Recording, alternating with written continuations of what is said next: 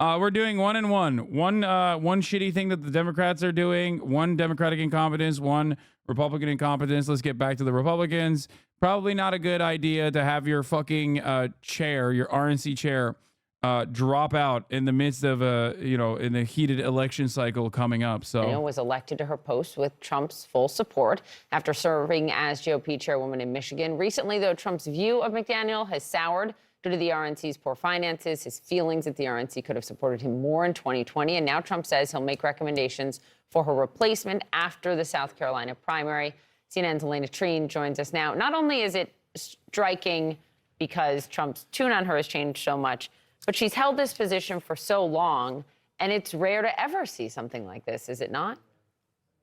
Oh, it's very rare, and it's a stunning development. But look, I mean, Ronna McDaniel was facing pressures on a lot of fronts, and that's part of what led to this decision. But there's no doubt that Donald Trump was the driving force behind her offering to leave the RNC after South Carolina. And there's a couple reasons for that. I mean, Donald Trump and Ronna McDaniel, the relationship between the two has really deteriorated in recent years, and even more so over the past week. As you mentioned, Poppy, Donald Trump still harbors a lot of resentment toward the RNC for what he believes is them not doing enough to challenge the 2020 election results. And that's something I hear time and time again in my conversations with Trump's advisors. They also grew increasingly frustrated with her and how the RNC handled the Republican primary debates. Obviously, Donald Trump did not participate in those.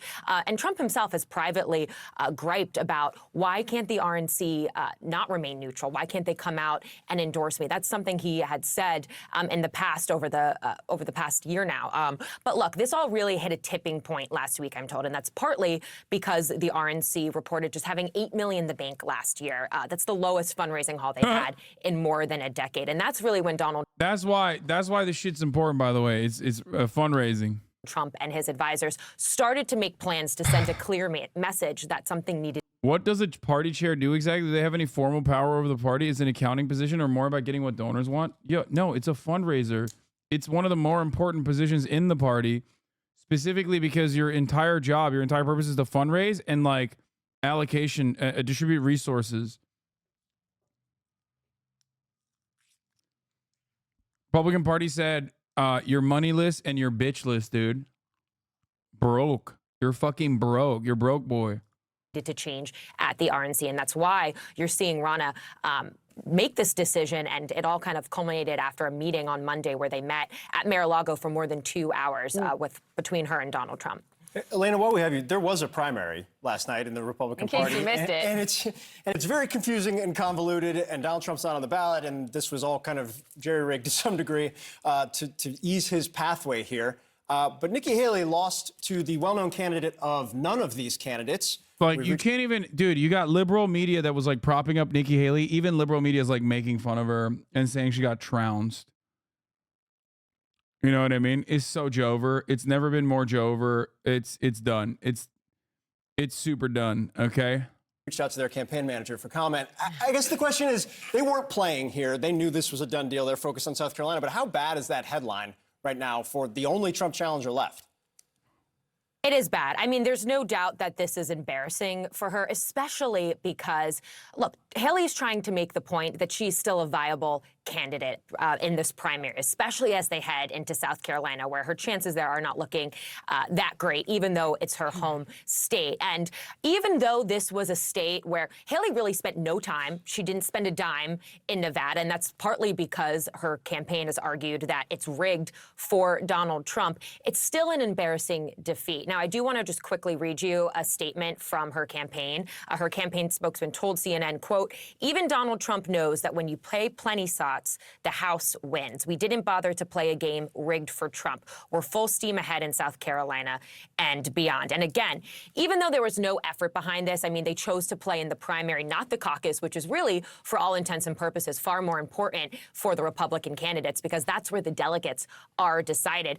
It's still an embarrassing defeat, and it is not a good sign for her as, you know, she heads into South Carolina in a couple weeks. Couple weeks left. All right, Elaine Treen, thank you. I want to bring. Wait, it's not a good sign for her that she. It's not a good sign for when a candidate gets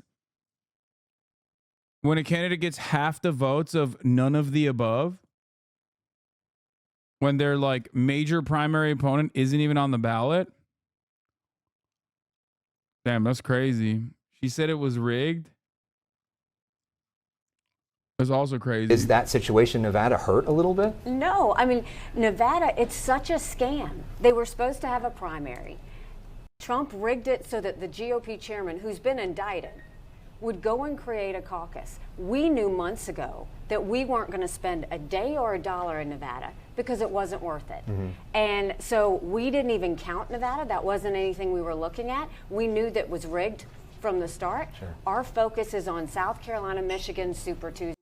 It's so funny that she's saying that because like South Carolina is her state and she's losing by like 40 points to Donald Trump in her own goddamn state, which is also hilarious because every part of the state legislature, which she worked directly with, in close contact with, has also endorsed Donald Trump.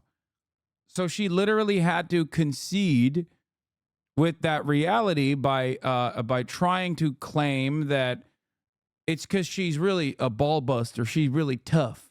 She fought really hard for the South Carolinians when she was the governor. And that's why the South Carolina Republican legislature doesn't endorse her and endorse Donald Trump instead. She's actually closing the gap. She's starting to come back.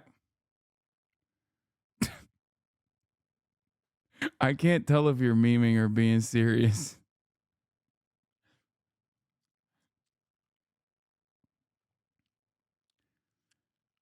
Okay.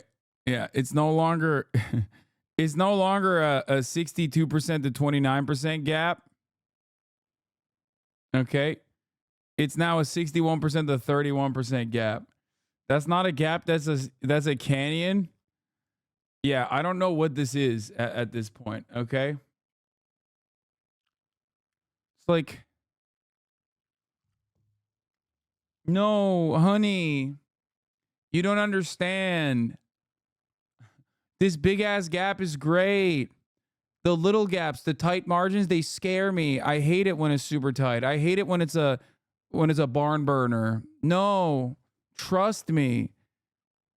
Trust me, I love a big gap, okay? Makes it so much better. The comeback.